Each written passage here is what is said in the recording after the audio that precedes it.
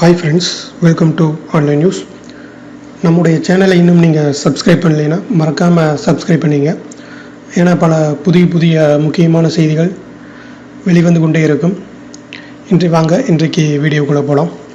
இன்றைக்கு நம்ம என்ன பார்க்க போகிறோம் அப்படின்னா, பிரதமர் மோடி அவர்கள் இஸ்ரேல் நாட்டுக்கு வந்து பயணம் செஞ்சுருக்கிறாங்க. அங்கே அவருக்கு மிகவும் பாதுகாப்பான தங்கக்கூடிய ஓய்வறை ஒன்று கொடுக்கப்பட்டிருக்கு. அதை பற்றி தான் இன்றைக்கு நம்ம பார்க்க போகிறோம். உலகை பற்றி எந்த கவலையுமின்றி பிரதமர் மோடி ஓய்வு எடுக்கும் வகையிலான மிகவும் பாதுகாப்பான இடத்தை இஸ்ரேல் மோடிக்காக தேர்வு செய்துள்ளது.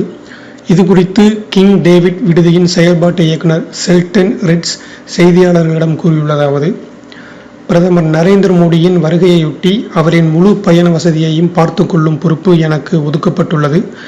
பிரதமர் மோடி தங்குவதற்காக உலகிலேயே மிக பாதுகாப்பான இடத்தை தேர்வு செய்துள்ளோம்.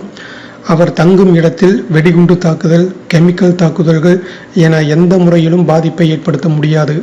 இந்த விடுதி முழுவதும் குண்டு வைத்து தகர்க்கப்பட்டாலும் மோடி இருக்கும் அறைக்கு எந்த பாதிப்பும் இருக்காது. ஒருவேளை ஏதேனும் அசம்பாவிதம் ஏற்பட்டாலும் அந்த அறையை சுற்றியிருக்கும் பாதுகாப்பு வளையம் ஒரு தனி கூண்டாக அதை மாற்றிவிடும். சிறப்பான உணவு ஏற்பாடு.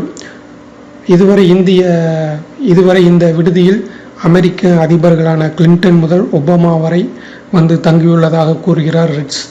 கடைசியாக 3 வாரங்களுக்கு முன்னர் தற்போதைய பிரதமர் ட்ரம்ப் தங்கிவிட்டு சென்றுள்ளார். பிரதமர் மோடியின் உணவு பழக்க வழக்கத்திற்கு மதிப்பு கொடுக்கும் வகையில் முட்டை, சர்க்கரை இல்லாத உணவுகள் தயாரிக்கப்பட உள்ளன.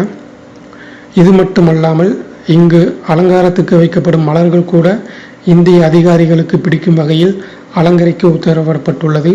மோடி தங்கும் அறையிலேயே அவருக்கு உணவுகள்